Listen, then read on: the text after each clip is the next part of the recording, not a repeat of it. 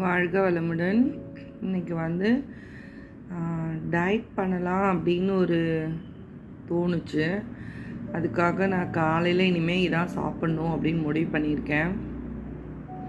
அதுக்கு நான் எடுத்து வச்சுருக்கிறது 3 வெங்காயம், 2 வெள்ளரிக்காய், ஒரு ஆப்பிள், 2 கேரட்டு, ஒரு தக்காளி. நான் இந்த மூலையில் பண்ணிக்கல. இனி எல்லாத்தையும் ரெடி பண்ணதுக்கப்புறம் எப்படி இருக்குன்னு பாருங்கள். கொஞ்சம் அவிச்ச வேர்க்கடலை, நாட்டு வேர்க்கடலையை வாங்கி அவிச்சு லைட்டாக உப்பு போட்டு அவிச்சு வச்சுருக்கேன். இப்போ இது எல்லாம் நறுக்கினதுக்கப்புறம் எப்படி இருக்குதுன்னு பார்க்கலாம். இப்போ வந்து நம்மளோட சாலட் ரெடி ஆயிடுச்சு. சாலட்டில் என்னென்ன பண்ணி வச்சுருக்கேன் பார்த்துக்கோங்க. லெமன் புழிஞ்சு விட்டுட்டேன். இதில் உப்பு வேணும்னா நம்ம போட்டுக்கலாம். ஏன்னா இதில் வந்து ஆல்ரெடி வேர்க்கடையில் உப்பு போட்டு தான் அவிச்சிருக்கேன். மற்றபடி இதில் எல்லா காய்கறியிலையுமே உப்பு இருக்குது. நமக்கு அந்த உப்பு பழகிடுச்சுன்னு வச்சுக்கோங்களேன், நம்ம எக்ஸ்ட்ரா அந்த உப்பு போடவே மாட்டோம். ரொம்ப நல்லாயிருக்கும். இப்போ வந்து ஃபுல் அண்ட் ஃபுல் வந்து வேர்க்கடலை, வெங்காயம், ஆப்பிள், கேரட்டு, இது ஃபுல்லாகவே வெள்ளரிக்காய். பாருங்கள், வெள்ளரிக்காய். முதல்லலாம் நான் இதில் தேங்காய் பூவும் திருவி போடுவேன்.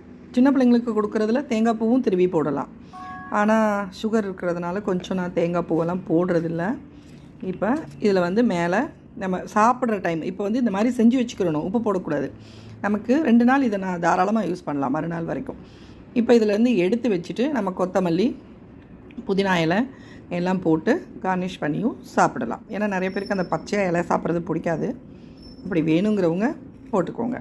ரொம்ப நல்ல சாலடு. இதை டெய்லியும் கூட செஞ்சு முதல்ல கொஞ்சம் ஒரு கப் சாப்பிட்டுட்டு அப்புறம் நம்ம சாப்பிட உட்காந்தோம் அப்படின்னா நிச்சயமாக ரைஸ் அதிகமாக எடுத்துக்க மாட்டோம். சாதத்தோட அளவு குறைஞ்சிரும். வாழ்க வளமுடன்.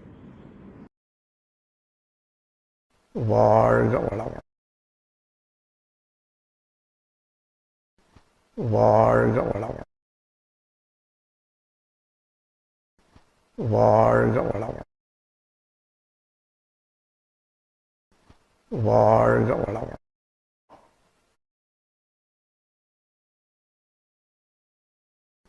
வாழ்க வளமுடன்.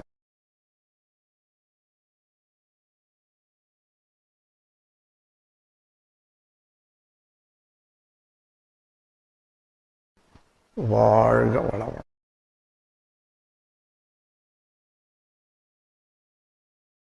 அருட்பேராற்றல் கருணையினால் உடல் நலம், நீளாயுள், நிறை செல்வம், உயர்ப்புகள், மெஞ்ஞானம் ஓங்கி வாழ்வீர்கள். வாழ்க.